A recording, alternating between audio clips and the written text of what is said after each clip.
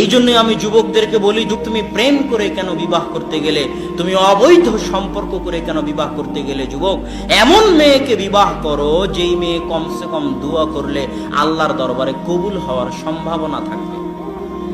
আর এই ধরনের অপবিত্র যে বিবাহের পূর্বেই তোমার সাথে প্রেমে লিপ্ত হয়েছে, সে বিবাহের পরেও আরেকজনের সাথে প্রেমে লিপ্ত হবে, এদের দোয়া আল্লাহ কবুল করবে না।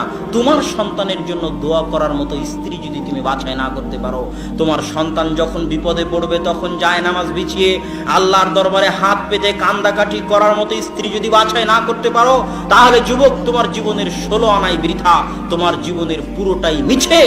অতএব নিজে পবিত্র থেকে পবিত্র স্ত্রীর অনুসন্ধান করো, যার সাথে প্রেম থাক, তওবা করে ফিরে আসো এবং পবিত্র পরহেজগার মেয়ে বাছাই করো, যাতে কমসে কম জায়নামাজ বিছিয়ে আল্লাহর দরবারে হাত পেতে 2 রাকাত সালাত আদায় করে তোমার সন্তানের জন্য, তোমার জন্য আল্লাহর দরবারে দোয়া করতে পারে। এমন মা, এমন স্ত্রী যদি পরিবারে না থাকে, তাহলে সেই পরিবার মাঠে মারা গেছে। এই জন্য মা এবং বোনদেরকে অনুরোধ, যুবক ভাইদের নিকটে অনুরোধ, যে আমরা আল্লাহ সুবহানাহু ওয়া তাআলার বিধিবিধান মেনে নিজেদের জীবন পরিচালনা করার চেষ্টা করি। আল্লাহ আমাদের তৌফিক দান করুক, আল্লাহুম্মা আমিন।